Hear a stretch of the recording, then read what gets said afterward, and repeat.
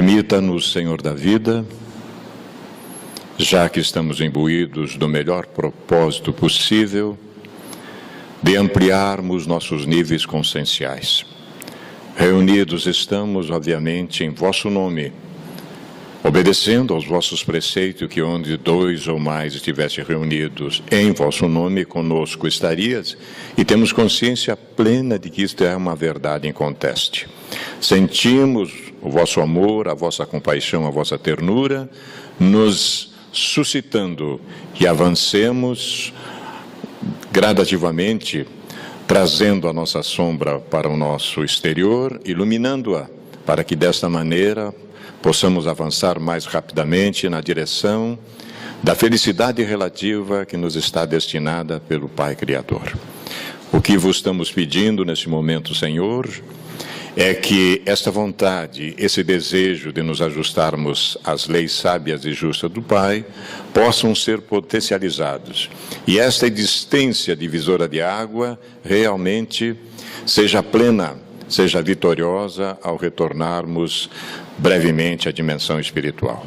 Por esta razão, mais uma vez, estamos solicitando o vosso carinho e a vossa ternura para todos nós, bem como para a expositora, para que nos conduza firmemente na reflexão a que está sendo proposto, já que estaremos falando em torno do vosso amor e da vossa ternura. Senhor amado, permita-nos iniciarmos então a nossa tarefa desta tarde e noite. Que assim seja, Senhor. 1958, nós éramos um garotinho de em torno de 8 anos e o benfeitor amado Emmanuel escreve, através das mãos abençoadas do nosso querido Chico Xavier, Pensamento e Vida. Esta obra projetou-se recentemente um trabalho profundo do Dr. Haroldo Dutra Dias, um seminário liter-musical, e mais um livro que, falando sobre a obra, que deu mais ou menos umas 400 páginas. Então, Pensamento e Vida é um marco realmente, porque trata do aspecto da sintonia, né, conosco, com a dimensão espiritual. O último capítulo do livro trata de amor. Nós separamos alguns parágrafos para abrilhantar, introduzir a nossa querida Vânia. Diz o benfeitor amado: o amor é o reflexo de Deus, nosso Pai, que se compadece de todos e que a ninguém violenta, embora, em razão do mesmo amor infinito com que nos ama, determine que estejamos sempre sob a lei da responsabilidade, que se manifesta para cada consciência de acordo com as suas próprias obras. E amando-nos, permite o Senhor perlustrarmos sem prazo o caminho de ascensão para Ele, concedendo-nos, quando impensadamente nos consagramos ao mal, a própria eternidade para reconciliar-nos com o bem, que é a sua regra imutável. Herdeiros dele que somos, raios de sua inteligência infinita, e sendo ele mesmo o amor eterno de toda a criação, em tudo e em toda parte, é da legislação por ele estatuída que cada espírito reflita livremente aquilo que mais ame, transformando-se aqui e ali, na luz ou na treva, na alegria ou na dor, a que empenhe o coração. Eis porque Jesus, o modelo divino enviado por ele à Terra, para clarear-nos a senda, em cada passo do seu ministério, tomou o amor ao Pai por inspiração de toda a vida, amando sem a preocupação de ser amado e auxiliando sem qualquer ideia de recompensa. Descendo à esfera dos homens por amor, humilhando-se por amor, ajudando e sofrendo por amor, passa no mundo de sentimento erguido ao Pai excelso, refletindo-lhe a vontade sábia e misericordiosa. Finaliza o benfeitor. E para que a vida e o pensamento de todos nós lhe retratem as pegadas de luz, legou-nos em nome de Deus a sua fórmula inesquecível: amai-vos uns aos outros como eu vos amei. Com muita honra, muita alegria, vamos ouvir a condução segura da nossa Vânia. Boa tarde, queridos amigos, queridos irmãos, e que Jesus nos acompanhe às tarefas desta tarde e noite. No livro A Caminho da Luz, psicografado por Francisco Cândido Xavier, ditado pelo Espírito Emmanuel, já no primeiro capítulo, nós vamos ler informações que vão nos surpreender. Ele vai escrever: rezam as tradições do mundo espiritual que, na direção de todos os fenômenos do nosso sistema, existe uma comunidade de espíritos puros e eleitos pelo Senhor, Supremo do Universo, em cujas mãos se conservam as rédeas diretoras da vida de todas as coletividades planetárias. O que ele está nos dizendo? Está nos dizendo que as tradições do mundo espiritual informam que no nosso sistema solar existe uma comunidade de Cristos, de espíritos puros e eleitos pelo Senhor Supremo do Universo, em cujas mãos desses espíritos se conservam as rédeas diretoras da vida de toda a coletividade planetária.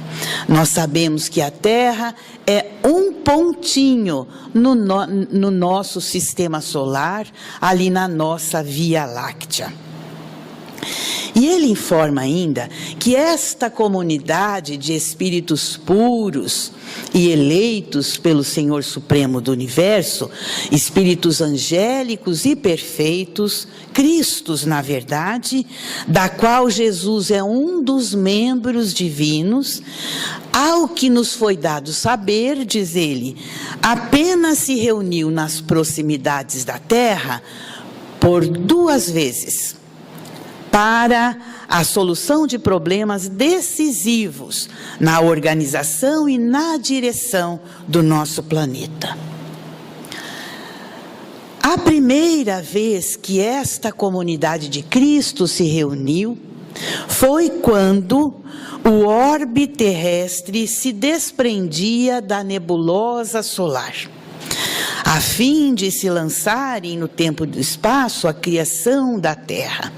E foi destacado para fazer este trabalho Jesus Cristo, que é um dos espíritos puros e angélicos da comunidade de Cristos, que estão governando o sistema solar e, por consequência, todo o universo. Por isso que a nossa vida é infinita. Porque o universo é infinito. Quantos de nós não chegaremos até lá? Claro, vai demorar, mas o infinito está aí para isso. Então, a primeira vez se verificou quando da criação da Terra. E a segunda vez? A segunda vez, quando se decidia a vinda do Senhor Jesus à face da terra, trazendo à família humana a lição imortal do seu evangelho de amor e de redenção.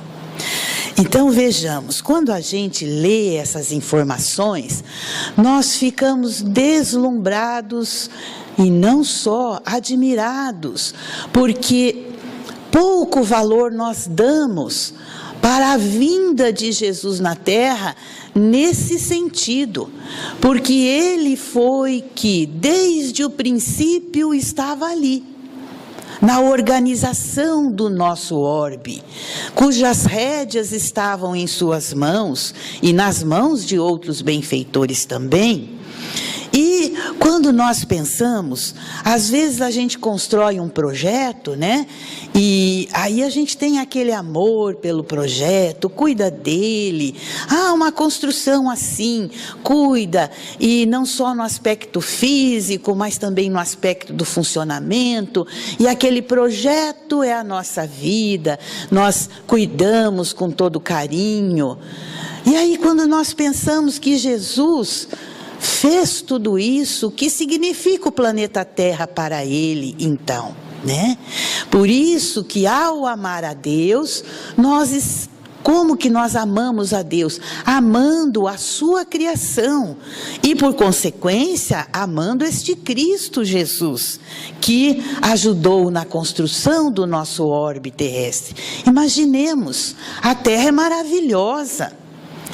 As paisagens da natureza, as plantas, as flores, as florestas, os animais, é tudo muito maravilhoso. As águas, os rios, os mares, os peixes, a vida marítima, meu Deus, é tudo muito lindo.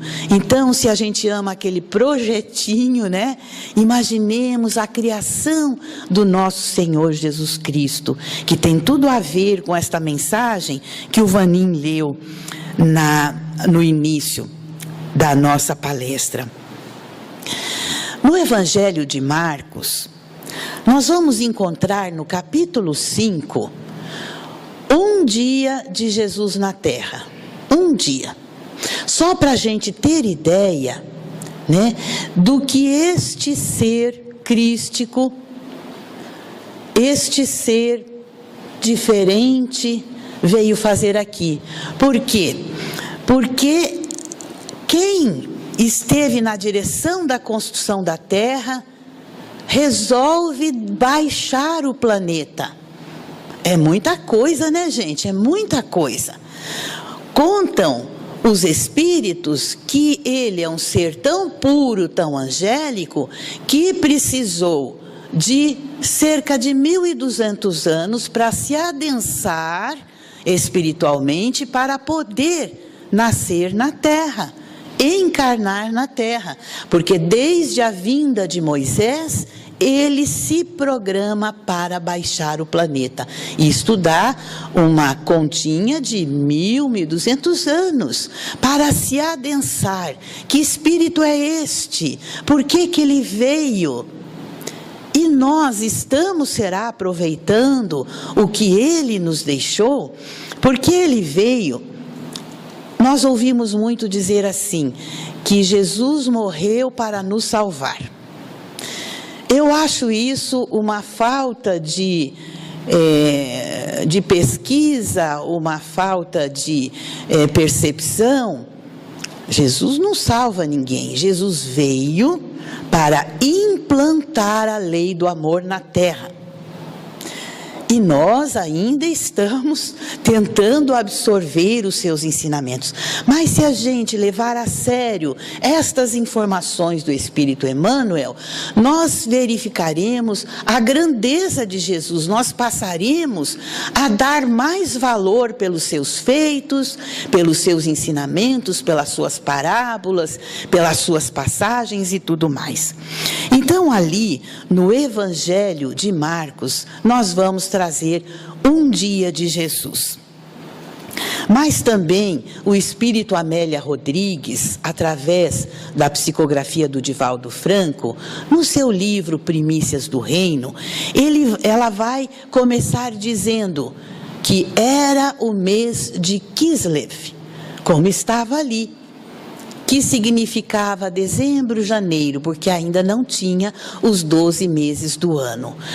Era o mês de Kislev, ela vai dizer. E então, neste dia, Jesus acorda de madrugada, junta os seus discípulos, logicamente, estavam previamente preparados, e vai atravessar o mar da Galileia, lá do outro lado. Então, nós trouxemos aqui um mapa, né? Um mapa Google Maps aí, né? Mas as letras foram outras pessoas que colocaram. E para a gente ter noção ali, né, do Mar da Galileia. Então aqui fica Cafarnaum, que foi onde Jesus passou muito tempo. A gente vai ler muitas coisas de Jesus ali nessa cidadezinha de Cafarnaum, onde Pedro morava. E aí, logicamente, este mapinha é para mostrar a primeira história que nós vamos contar, história com H, né, um acontecimento, que foi a visita de Jesus aqui em Gerasa, por aqui assim mais ou menos, né? Por aqui assim. Aí eles colocam que foi aqui o afogamento dos porcos. Mas vamos falar um pouquinho desse famoso Mar da Galileia, tão citado nos evangelhos de Jesus, que na verdade ele não era um mar, ele era um lago de água doce, né? Ele também era conhecido como Mar de Tiberíades e como Lago de Genezaré. Então a área desse Mar da Galileia era grande, né? Grande, porque essa foto aqui essa foto aqui, que eu já vou mostrar para vocês, é do Google, tirada ontem mesmo, né? Bem atual. Então, a área tem 166 quilômetros quadrados, tem 21 quilômetros de comprimento e fica a 212 metros, abaixo do nível do mar. Né? Isso sempre foi falado, que o Mar da Galileia ficava a 200 metros abaixo do nível do mar. Então aqui está, né, um mapa do Google Maps, esse sim é bem atual, né, bem verdadeiro. Aqui está então Cafarnaum, né? E Jesus acorda de madrugada e vai para esta margem. Aqui a gente pode ver que é uma região montanhosa, né? A gente pode ver aqui que é uma região montanhosa. Então, alguma coisa aconteceu ali. Alguma coisa aconteceu ali. E o Espírito Amélia Rodrigues começa contando que do alto do rochedo, ali de Gerasa, uma multidão de homens olhava para o Mar da Galileia, onde deslizava um barco, suavemente, quase em silêncio. A multidão interrogava sem palavras. Por quê? Foi um acontecimento, as pessoas foram chegando, porque a gente tem que imaginar, montar o cenário, como isso aconteceria se fosse aqui. Então aconteceu um fato estrondoso, e aí as pessoas foram chegando. Então, Amélia começa contando com a saída, Jesus já indo embora, né? E na popa do barco, eles viam a figura de Jesus. E ela, como é poeta, ela escreve que a figura de Jesus mais parecia um ponto de exclamação de dor. Jesus havia programado desde antes, sabe-se lá quando é esse antes, né? Aquela visita às terras da Decápole, acalentando a possibilidade de ali levar a mensagem da Boa Nova. As cidades da Decápole. Então aqui é uma região que se chamava Decápole. Decápole significa 10 cidades. Né? Eram 10 cidades gregas que, na verdade, foram povoadas, civilizadas por gregos, não eram judeus. Então, quando a gente lê esta parábola, esse fato, muitos falam assim: mas os judeus não comiam porcos. Não comiam. Porém, o fato vai se dar na Decápole, na cidade de Gerasa, onde eram os gregos que ali viviam. E gregos não tinham nada que impedia eles de se alimentar de carne de porco, então eles criavam e comercializavam os porcos. Muito bem, então nós pensamos, como é que esse ser angélico e perfeito baixou o planeta? Para quê? E Amélia vai dizer: difundir as primícias do reino constituía a sua ventura, pois que para isso veio. viver com o povo, sofrer as aflições do povo, mas, sobretudo, esclarecer e libertar o espírito do povo da ignorância. Até hoje, muitos ainda vivem na ignorância, mas Gerasa não o recebeu. Então, ela era uma dessas 10 cidades. Jesus tinha programado andar por ali, levar a mensagem da Boa Nova com os seus discípulos, mas de cara eles expulsaram Jesus dali. Então, todos olhando para o barco que se afastava, alguém perguntou: quem era? Não sabemos, diz o outro. Por que queria nos falar? Trazia-nos algo? Não indagamos, nem mesmo o deixamos falar. Que desejaria de nós? Não podemos atinar. Talvez tenha sido melhor expulsá-lo de nossas terras, como fizemos. E, contemplando o barco, uma mulher diz: parecia com um rabi, desses que andam pela Galileia. O que podemos afirmar, diz outro, são os prejuízos que ele nos deu. E alguém pergunta: onde está o endemoniado? Não estava mais ali. Ficam mais um pouco por ali e depois demandam a cidade que ficava cerca de uns 2 quilômetros dali, onde havia os casarios de arquitetura grega. Jesus e os discípulos retornaram então a Cafarnaum. O que será que havia acontecido ali? Quem conhece a história e os evangelhos já fica imaginando o que será que havia acontecido ali. Quando este homem obsidiado toma a sanidade, ele então vai se recordar que tudo havia sido muito rápido. O dia ainda não havia amanhecido direito quando ele ouviu passos de alguém se aproximando. Então, ele vivia num pavor. E aí ele se ergue do túmulo vazio entre muitos que existiam naqueles rochedos e sai da caverna. E ele então pensa agora com a sua sanidade, se olhando, ele podia imaginar o que ele havia feito, porque ele estava com o corpo cheio de hematomas, nos pulsos, no tornozelo, haviam pedaços de corda muito sujos, havia até uma argola de ferro dessas que se seguram os animais ferozes. Como ele havia descido! Então ele se recorda que ele vagava pelos bosques, se alimentando dos restos de alimentos que ali havia, e desvairado ele disputava com os animais ferozes os alimentos. Então ele vivia desta forma, maltrapilho, seminu, os olhos em órbita.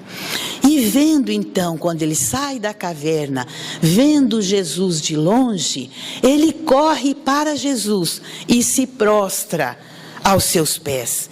E então ele diz: que queres de mim, Jesus, Filho do Deus Altíssimo? E Jesus pergunta: qual o seu nome? E ele diz: Legião é o meu nome, porque somos muitos os que nos apoderamos dele. Então Jesus vai dizer: Legião, afasta-te dele. E quando nós lemos o Evangelho de Marcos e Lucas e Mateus também, nós vamos ler que, tendo saído do homem os espíritos imundos, eles entraram nos porcos, e a manada de uns 2.000 precipitou-se no mar e afogaram-se. Na verdade, naquele local havia então os porcos que estavam pastando, e tinha também os seus pastores. E o que ocorre? Não é que os espíritos entraram nos porcos, né? Porque isso não existe. Basta estudar o Espiritismo para saber. Eles estavam obsidiando aquele homem. E quando, sob o comando de Jesus, eles se afastaram, e se afastaram de uma forma assustadora, que os animais conseguiram ver, conseguiram sentir as vibrações, se apavoraram e se precipitaram no mar, dando um prejuízo financeiro para aquela gente. E Amélia vai comentar que aquele povo preferiu então dar valor ao prejuízo do que ouvir o que Jesus tinha ido dizer a eles. Lamentável. Então agora o obsidiado, aliviado, ele se lembrava somente daquela aragem fresca que percorreu o seu corpo e daqueles 2 olhos tranquilos e bons que o banhou em harmonia. E ele então disse enfraquecido: Senhor, o que queres que eu faça? Jesus fala a ele: torna para a sua casa e conta quão grandes coisas te fez Deus. E ele responde: os meus me odeiam, deixa-me seguir contigo. Jesus diz a ele: por enquanto não. Vai primeiro anunciar o que recebeu, para que todos saibam o que pode fazer o Filho do Homem. Já que ele não pôde fazer a sua pregação ali, então ele se utiliza do ex-obsidiado Geraseno para difundir a sua mensagem. Então, quando Jesus diz isso, ele se ergue de um salto e todo feliz vai para a cidade para fazer o que Jesus havia lhe pedido. Porém, a cidade não quis ouvi-lo ali onde ele vivia e expulsaram-no dali. E a gente faz ideia do que este moço havia aprontado, porque todos o odiavam e ele havia sido expulso da cidade e estava ali vivendo nos túmulos vazios. Muito bem, eles retornaram então a Cafarnaum.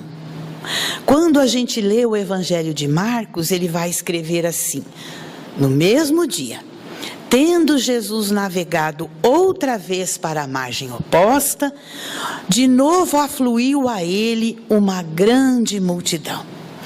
Ele se achava à beira do mar, quando um dos chefes da sinagoga, chamado Jairo, se apresentou e à sua vista lançou-se-lhe aos pés, rogando com insistência: minha filhinha está nas últimas, vem, impõe-lhe as mãos para que se salve e viva.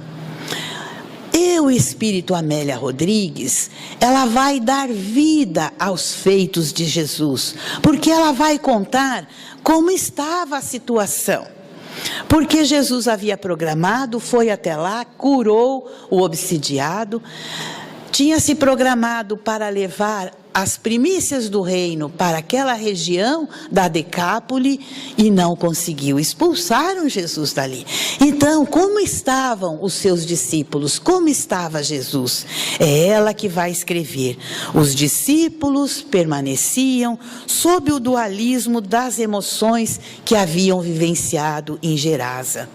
A cura do obsesso, instantânea e comovedora, deslumbrou-os, mas a reação do povo, que perdeu a sua vara de porcos, aturdiu-os. Então, retornando às praias queridas de Cafarnaum, uma multidão ansiosa acercou-se de Jesus, rogando-lhe ajuda. Nós temos que imaginar a cena. Por onde andava Jesus, uma multidão o seguia, pedindo-lhe isto, pedindo-lhe aquilo, rogando a ajuda. Então nós temos que imaginar esta cena. O mestre então amava aquela gente sofredora e ansiosa, tinha paciência para com todos e compreendia-lhes as necessidades e as inquietações. E ainda hoje, ele permanece assim em relação a nós.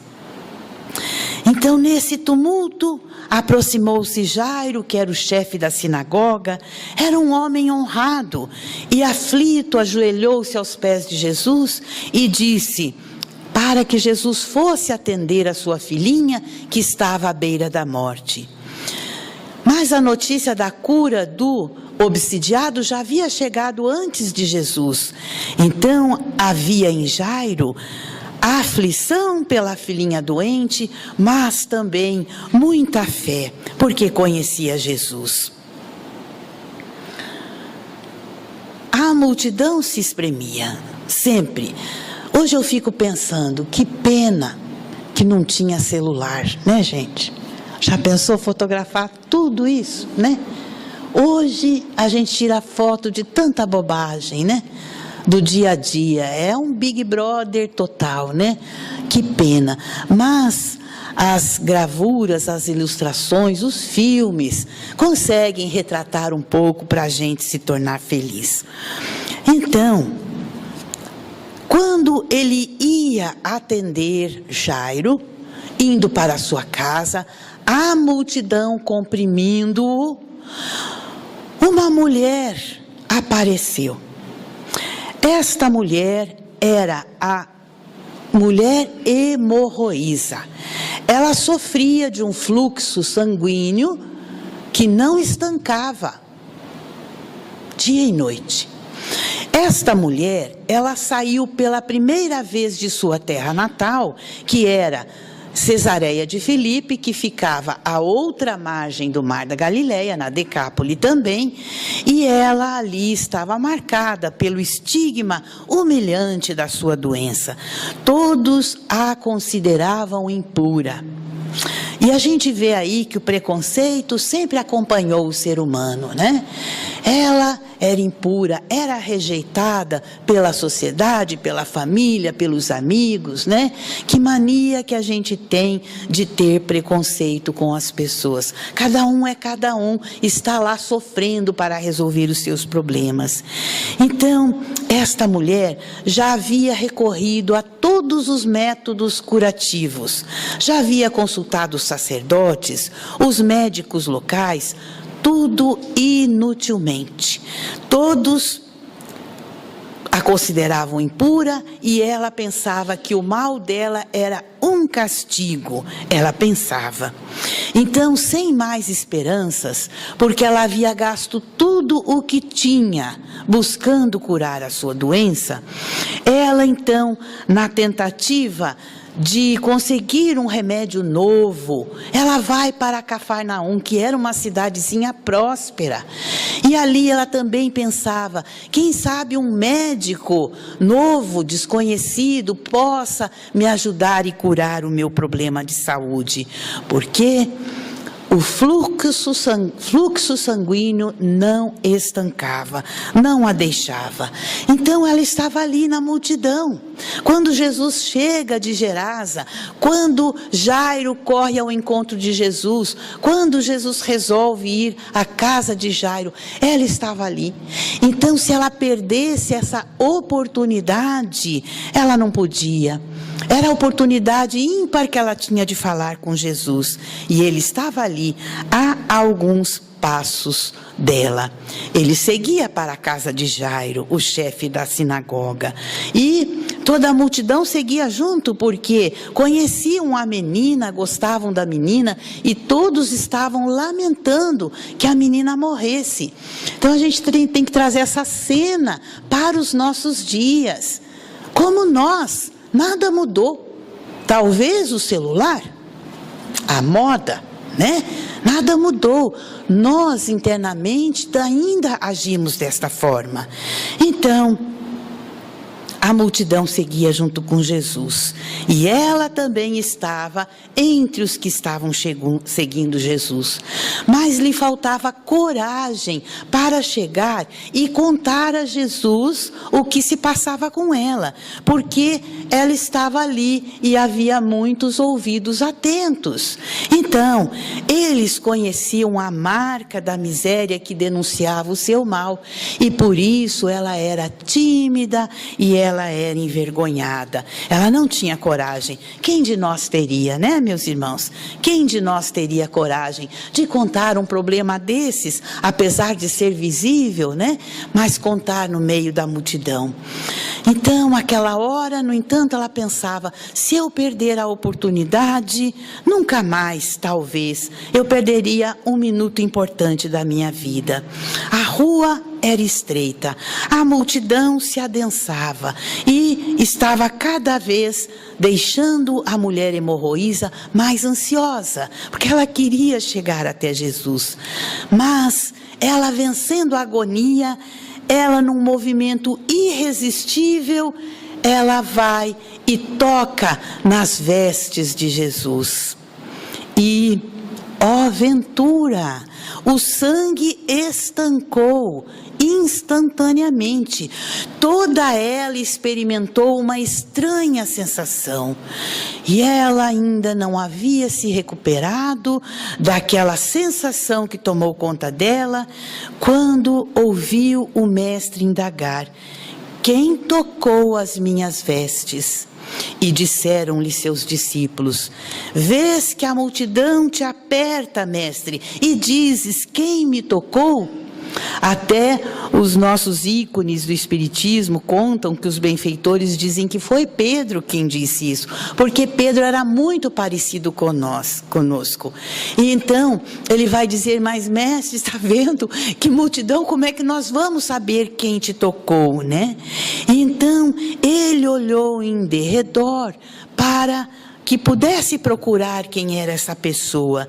Neste momento, então, a mulher se atira aos seus pés e disse: fui eu, Senhor, que era desgraçada. Sabia que em tocando as suas vestes poderia recuperar a minha saúde. Jesus olha para ela com bondade e diz: tua fé te salvou, vá em paz e sê curada desse teu mal. E ela então ficou ali imóvel, vencida pela gratidão. Mas o tempo passava. Então o Jairo, o chefe da sinagoga, deparou-se novamente com Jesus e, emocionado, tornou a rogativa: mestre, vamos para minha casa, minha filhinha está quase morrendo, vamos para a minha casa. Jesus olha para aquele homem, que era um homem bom, era um homem correto, e ele compreende a extensão do sofrimento daquele pai e aceita acompanhá-lo agora. E eles foram andando e a multidão espremia. Queriam ver, curiosos. Então, quando eles já se encontravam perto da casa de Jairo, alguém lá da casa dele veio ao encontro deles e disse: a menina está morta, não suportou mais. Não incomodes mais o mestre, a menina já morreu. Mas Jesus falou: não temas, crê somente e ela será salva, disse para o homem. Os céticos que ouviram aquilo retrucaram: ela morreu, é tarde. Imperturbável, Jesus adentrou-se no lar e repetiu: ela dorme. Os céticos rebateram enérgicos: ela morreu. Jesus mandou então que os frívolos saíssem e permaneceu apenas no cômodo onde a menina estava, no quarto dela. Permaneceu apenas o pai e a mãe da menina, Tiago, Pedro e João, que eram os 3 apóstolos que sempre acompanhavam Jesus. E encontraram ali a menina pálida, realmente como se alguém que já estivesse morrido. Jesus toca a menina com doçura e imprime-lhe energia com a vibração de sua voz. E aí ele vai dizer: Talita cum, menina, levanta-te. Um suave rubor tomou conta do rosto da menina e o espírito dela retornou ao corpo. Estava se desligando. Contam os benfeitores que o ambiente se encheu de um suave perfume, como desses que a gente, quando acompanha o Chico ou o Divaldo, percebe também. A menina ergueu-se sorrindo, mas ainda um tanto enfraquecida, e Jesus diz: dê-lhe de comer. Olha a importância da alimentação para o organismo humano. Dê-lhe de comer, porque não é só do espírito que a gente vive. O nosso corpo necessita de alimento. A alegria invadiu o ambiente. Imagina, a menina estava morta, entre aspas, né? E Jesus, que é a vida abundante, adentrou aquele lar com a sua vitalidade e a sua família. Jairo, o chefe da sinagoga, foi dar um beijo na filha. E quando ele retornou para agradecer a Jesus, Jesus já não estava mais lá. Ele havia saído, porque a multidão o esperava. Sempre, sempre a multidão o esperava. Na Gênese de Allan Kardec, nós vamos então verificar que são esses milagres. Num capítulo da Gênese, que é um livro maravilhoso, está lá assim: milagres e predições do Evangelho. Ali no caso do obsidiado Geraseno, nós podemos observar, lendo os Evangelhos de Jesus, que a libertação dos possessos, também entre aspas, figuram entre os mais numerosos feitos de Jesus. Naquela época, como em alguns lugares ainda hoje, atribuía-se a influência dos demônios a essas enfermidades deste tipo. Como nós espíritas sabemos que não existem demônios, e a influência que sofrem certas pessoas que ficam nesse estado de obsessão, elas ocorrem porque espíritos atrasados, perversos e mesmo vingadores nos atazanam.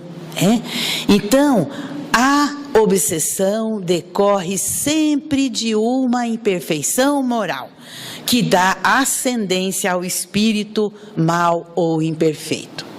Então, quando nós não tivermos mais imperfeições morais, e isso vai acontecer um dia, nós não sofreremos mais nenhum tipo de obsessão. Fiquemos, então, tranquilos e esperemos. Então, Jesus fala com os espíritos que estão obsediando a pessoa em vários das suas passagens. São maravilhosas as passagens desse tipo. Ele fala com eles em pensamento. Ele impõe a eles a sua força moral. Então, Allan Kardec vai dizer que a imensa superioridade do Cristo lhe dava tal autoridade sobre os espíritos imperfeitos, chamados então de demônios, que lhe bastava ordenar se retirassem para que não pudessem resistir a essa injunção. Então, Jesus tinha uma superioridade tão grande que bastava ele pedir para que se retirassem aquele espírito, e que os espíritos, não podiam resistir àquele comando, àquela injunção. Tamanha autoridade moral que tinha Jesus. Autoridade moral, com bondade, com o olhar, com a sua irradiação penetrante. Podemos imaginar. A cura da mulher hemorroísa. Então, o obsediado foi isso que Jesus fez. A cura da mulher hemorroísa. Então, nós nos lembramos, a mulher toca as vestes de Jesus. No mesmo instante, o fluxo sanguíneo cessou. Jesus, conhecendo em si mesmo a virtude que dele saíra, se voltou no meio da multidão e disse: quem me tocou as vestes? Essas palavras que estão no Evangelho, conhecendo em si mesmo a virtude que dele saíra, são significativas, porque elas vão exprimir o movimento fluídico que se deu, o movimento fluídico de Jesus para com a doente. E ele, com esta superioridade espiritual, moral e tudo mais, ele sentiu esta movimentação fluídica saindo dele.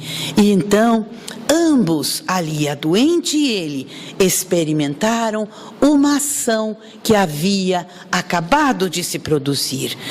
Bastou, meus irmãos, escreve Allan Kardec, a irradiação fluídica de Jesus para realizar a cura. Do outro lado, o que a mulher fala, né?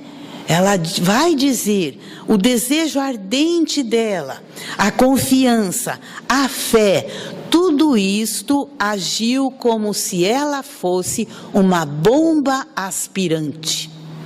Razão pela qual Jesus vai dizer a ela: tua fé te salvou. Importantíssimo ter fé. A cura da filha de Jairo. Logicamente, está lá na Gênesis, meus irmãos. Seria contrário à lei da natureza a gente afirmar aqui o fato de voltar à vida corpórea um indivíduo que se achasse realmente morto. Contrário à lei da natureza. É provável que na menina se operasse uma letargia que não era conhecida na época, porque o próprio Jesus vai declarar: esta menina não está morta, está apenas adormecida. Dado o poder fluídico de Jesus, que ele possuía, acionado por uma forte vontade, animou os sentidos da menina que estavam em torpor. Ele, com a sua força fluídica, acionado pela vontade dele, animou os sentidos da menina, que estava num estado de torpor. Ela não havia morrido. Ele fala desde o começo que ela não havia morrido. Mas, naquele tempo, como nós nos lembramos dos anos 80, um pouco antes, anos 70, que a médium Ivone do Amaral Pereira sofria de letargia. Ela quase foi enterrada viva quando ela era bebê. Ela conta isso nos seus livros. E também depois ela entrava em transe e ela entrava em letargia. Quem não a conhecesse teria feito o enterro dela, porque fica arroxeado, cheira até mal. Então, isso se chama letargia, ou outro nome científico que os médicos dão. Mas hoje já é mais difícil, porque os aparelhos que desenvolveram, eles são capazes de verificar realmente se a morte chegou ali naquela pessoa ou não. Hoje é um pouco mais difícil enterrar alguém vivo, mas isso já aconteceu, e muito, Naquele tempo, eles não faziam velório, não. A pessoa morria e eles em seguida enterravam, Quantas pessoas devem ter sido enterradas vivas, Então, nas anotações de Amélia Rodrigues, o que aconteceu depois com esses 3 personagens, nesse único dia de Jesus, que nós imaginamos que deve ter sido até às 3 horas da tarde, às 4 da tarde, que ainda tinha muitas horas aquele dia. o que aconteceu com esses 3 personagens. Por isso que nós amamos a Amélia Rodrigues, porque ela pega informações do mundo espiritual e traz para nós. As tradições do mundo espiritual rezam as tradições e ela traz para nós. Então, sobre o obsidiado gadareno ou geraseno, ela vai dizer que nos dias que se seguiram, ele sai ali daquela sua cidadezinha e ele vai anunciar por onde esteve as promessas do Filho do Homem. Depois dele caminhar pelas terras da Decápole, narrando o que lhe fez o Galileu, ele demandou do outro lado do mar da Galileia e perdeu-se na multidão que seguia Jesus.